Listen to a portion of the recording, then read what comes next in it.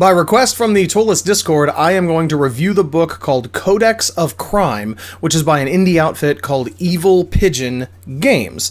This was actually started as a Kickstarter. They raised just under $20,000 actually to create this, but it's a little tricky to find it online. There's even one website that is technically like spam, or it's not their real website. So I'm going to walk you through, just show you a couple of the pages there, and then go through the actual book and a little bit about the book and just share what I thought about the book. Here we have the cover of the Codex of Crime by Evil Pigeon Games.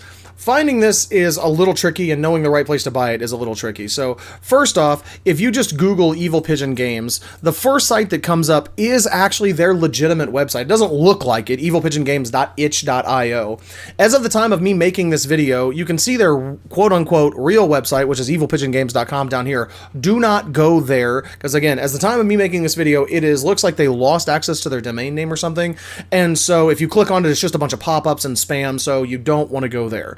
Unfortunately, also their drive-through RPG store does not have this Codex of Crime. It doesn't have several of the titles they've created. I don't know why those aren't on their drive-through RPG store, but I can personally vouch I bought the book through itch.io, this website right here, and so you don't have to worry about, it being fraudulent or anything. I did purchase it through there. If you Google the Codex of Crime by Evil Pigeon Games, the first thing you're going to see is their Kickstarter. This is actually where they ran the Kickstarter, raised the funds. They raised just under like $20,000 American to create this supplement, which is 4.5e, which fantastic for them, right? That's great for an indie publisher to be able to do that. Now, once you go to their website, once you go to the evilpigeongames.itch.io, you're going to see the other things that they've made here. We're just looking for the Codex of Crime.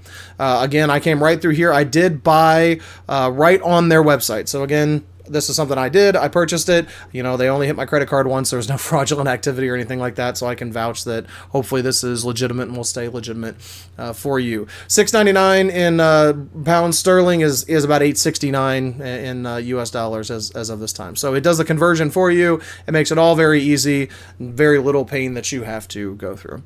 So now let's dive into the actual codex here itself. Here we see the nice cover art. Obviously, this isn't like Wizards of the Coast level artwork. It's an indie publisher, but I still feel like the graphics are very, very good. Way better than some of the other indie publishing stuff I've seen. If we scroll down here, we can take a look at the table of contents.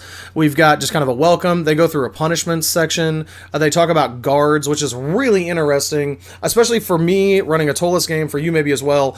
Typically, once your player characters get a little bit higher level, any normal city guard is just cannon fodder, right? They're no different than a kobold at that point. So this is cool that they kind of deal with that a little bit. They go into the crimes. The main two reasons I bought this book are because of criminals and gangs and then heists. Our Ugly Ink campaign is starting out on the more morally ambiguous side of the law. And so this is the main reason I bought this book, and I absolutely love heist movies. They're just some of my favorite things to watch. And so that's one of the things I wanted to try to bring that into my game. There's not a ton of content about this. This book does an okay job. I feel like they could have gone into a little bit more detail, but at the same time, it might give you some ideas, might spur you on. It digs into like the law, prisons, breaking the law, and then there's some extra stuff in here as well. So let's scroll down. I don't want to go too in depth in terms of I don't want to give away all of their stuff, but one of the first things I want to touch on is punishments. This was great for me because, I don't know, you watch stuff online and somebody gets arrested, they get thrown in jail, right? Well, in the D&D world, that's really boring for a party unless you're wanting to do, make them serve time or do like a jailbreak sequence, right? So this is really cool because it gives you some alternative punishments. I don't want to give away all their stuff, but, they can throw you in the stocks. They can actually whip you, which, corporal punishment, maybe not such a great thing in terms of you can just drink a healing potion and it's all gone. But they've also got another one that I hadn't really done much is just like fining them. It can be putting them through some other things. So there's some cool stuff in that punishment section that might give you some creative juices. And then again, just a little bit more artwork here to give you an idea as kind of how to do some of that stuff. Send them to the mines, community service. And the cool thing is, while just sending them to prison could potentially be kind of a story ender or a story pauser, a lot of these could potentially just lead you into another adventure opportunity. This could be a hook that takes them to the next cool thing that you're going to do for the characters. They also go through a few different example legal systems. You know, if you've grown up in the first world where you have rights and there's a jury of your peers and supposed to be impartial judges and stuff like that, that has not always been the case. And so this book dives deeper into kind of the different ways that things could have been handled, that historically the way things were handled, just giving you some ideas of how do you want to run that in your game if you're not going to run it with the traditional, more modern system when it comes to the normal legal system with lawyers and juries and judges and stuff like that. Here's another beautiful piece of artwork. This actually looks remarkably close to like what a Ptolus upper level city guard looked like, and just you can see the city in the background. So again, I don't want to show off all of their artwork, but they do have some very beautiful pieces in here. Next, they dive into a little bit of the different levels of crime.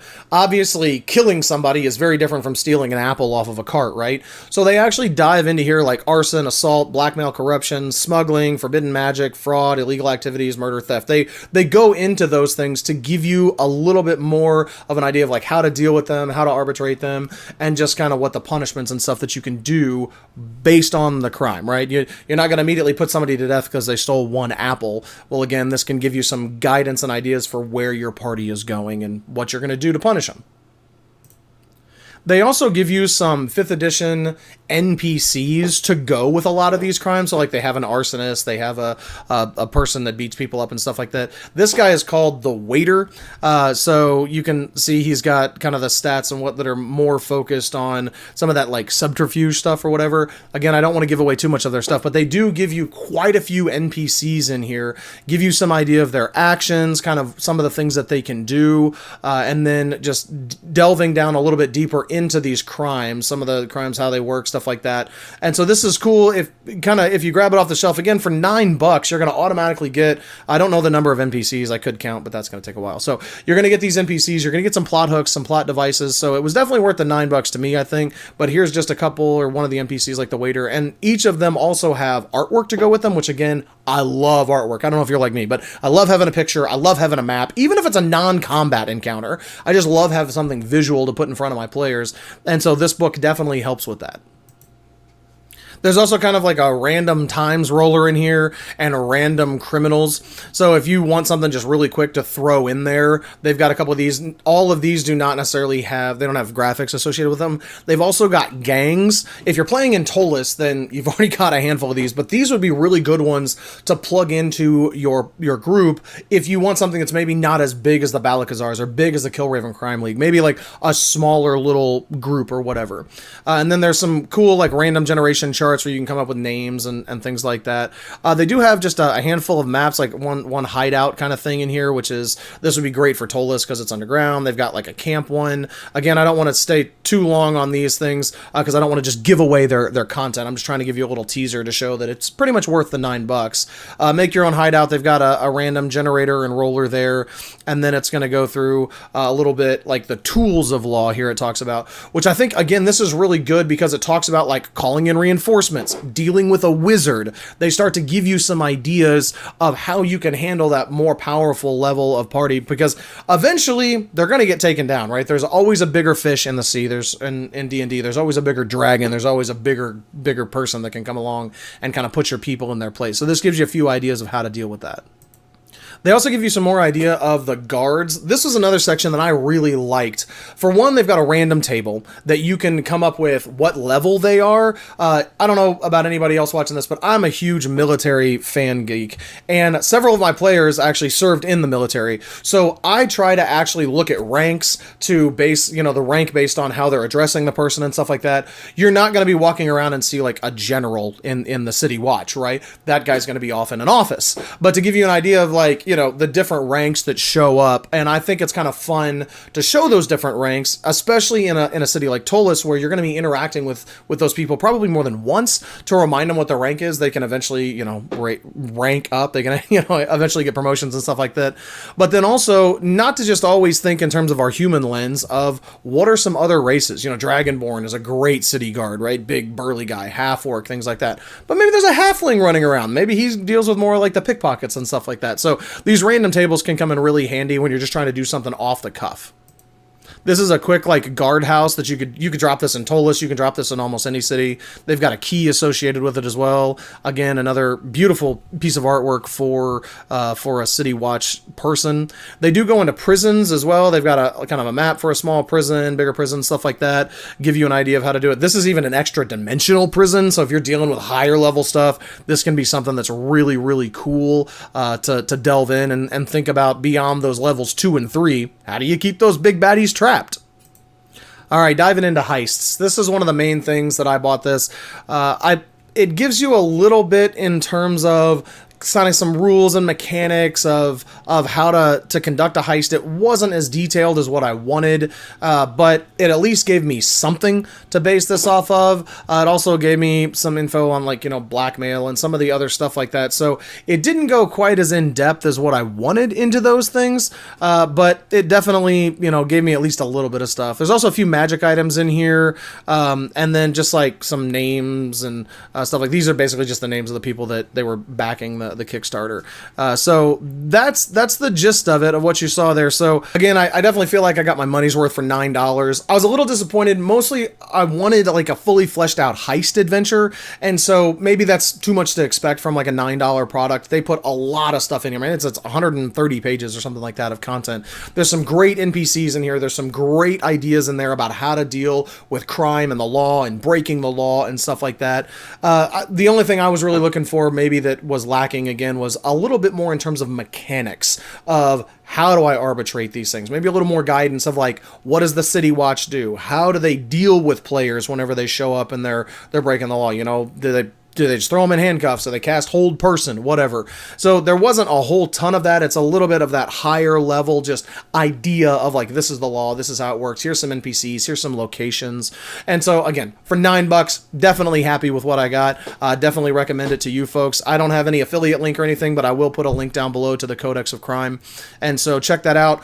Plus, supporting an indie publisher is pretty cool, and so the level of artwork definitely is something that I'm going to be using in my campaign. Several of those NPCs I will absolutely be throwing into and throwing at my group, and so hopefully this gives you just a quick overview of what it is. I'm hoping they come up with some other products. I also hope that they eventually put this stuff on DriveThruRPG because I hope it's a little easier to buy from a marketplace that you trust. And so otherwise, I had a good experience with it. Didn't get ripped off, and just the preview you saw here, I hope is good enough for you guys to maybe grab it. Definitely, if you buy this thing, let me know in the comments down below or join our Ptolus specific Discord. Let me know how you used it, what you used it with, what you did, etc., etc. And until next time, stay out of the shadow of the Spire.